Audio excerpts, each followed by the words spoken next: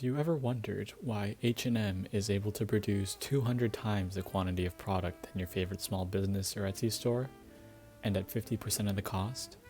Or why sometimes real estate developers will convince towns and local governments to build new buildings rather than going with private contractors? Let's take a look at Drake and Josh, a sitcom that aired on Nickelodeon from 2004 to 2007 for our answer. During the show, in one episode called I Love Sushi, the brothers aim to surprise their parents with an anniversary gift by getting on a show that they have never heard of called Pump My Room. After leaving their house for the day and coming home later in the evening, they found out that the show was actually fake, and that Pump My Room was a scheme to steal their furniture. They called the police for assistance in catching the thieves, but due to the brothers' father, Walter, giving an inaccurate weather report, they were denied help. They figured that making money to buy new furniture would be the only option to save themselves from the wrath of their parents. In a frenzy to make up the money, Drake and Josh got jobs at a local sushi factory with an extremely tough boss. Soon after, the brothers found themselves in this situation.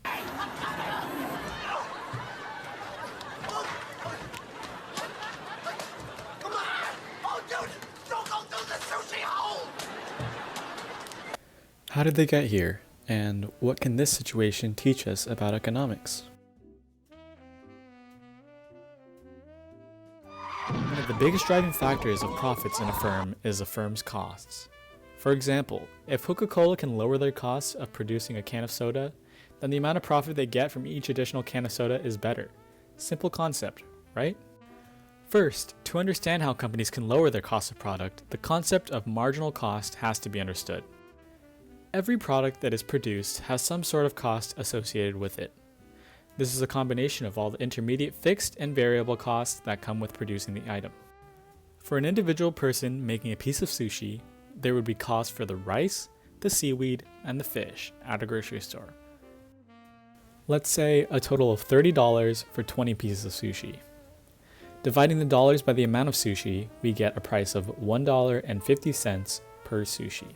Now say this person wants to make another piece of sushi. How much would it cost to add another piece of sushi? You might think another $1.50. But the answer is actually $30, assuming we ran out of materials from the first batch. The reason why is because marginal cost is equal to the change in total cost divided by the change in quantity. For an additional piece of sushi after the initial 20, the cost increases by 30 because the person had to go to the store to buy all the ingredients over again. After this purchase and the production of the 21st piece of sushi, the marginal cost of each additional piece of sushi drops lower and lower, back down to $1.50 over the next 19 pieces. In marginal cost functions, the marginal costs of materials and labor are taken into consideration. So, if someone were paying for the $30 grocery bill and for the individual's time in wages, the marginal cost would take into account both costs. If the goal is to make sushi at the cheapest price possible, then, you may have deduced from this situation that it would be ideal to buy in bulk, up front, so that the marginal cost reduces to lower than $1.5 at the end of production. If a bulk discount offered twice the amount of rice, seaweed, and fish for $50, the marginal cost of each of the 40 pieces of sushi would get as low as $1.25.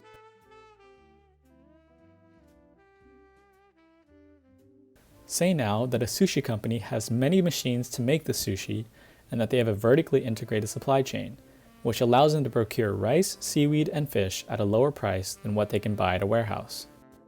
Over the long run, the costs of these machines are spread across the sushi so slim that they are considered non-factors in the marginal cost calculation. As their production line becomes more efficient, their marginal costs decrease as their scale of output increases. Take a look at Drake and Josh, who are pushed by their employer to work faster, probably in hopes of increasing efficiency and output per minute. This is an example of a company trying to scale their production and reap the benefits of a lower marginal cost of product. Because Drake and Josh's wages are likely hourly, say $5 an hour, and they make 50 packages of sushi per hour, if the company speeds up the conveyor belt, forcing them to produce 20 more sushi packages per hour, they are spreading the $10 in wages paid per hour across the 70 packages of sushi. This lowers the marginal cost of each sushi package, and the company would then be benefiting from economies of scale. Economies of scale occur internally, such as within a company's production line, but also externally, where businesses can reduce their costs by partnering with external organizations such as government agencies or universities who can contract buildings or do research for cheaper than private companies. As attractive as economies of scale are, if firms take this idea too far or try to implement them too quickly, they are bound to fail and become diseconomies of scale. Diseconomies of scale occur when the marginal cost of a product increase as production increases. In simple words, the price of producing another product increases with each additional product made.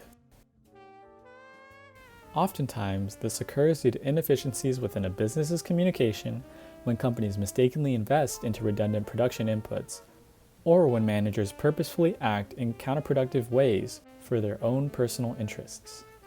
Businesses can fall victim to diseconomies of scale when they try to scale too fast or without taking into account the operational impacts that scaling might have. In the case of the situation with Drake and Josh, what they experience can be related to something similar to a supply chain disruption, where an intermediate step in the production process is not prepared for the level of scaling that upper management might want to happen. This happens a lot, commonly in startups, where high growth is attractive. But it can also happen in our own lives, when we try to overload ourselves with work. The promise of more with less always sounds nice, but is it always a good idea?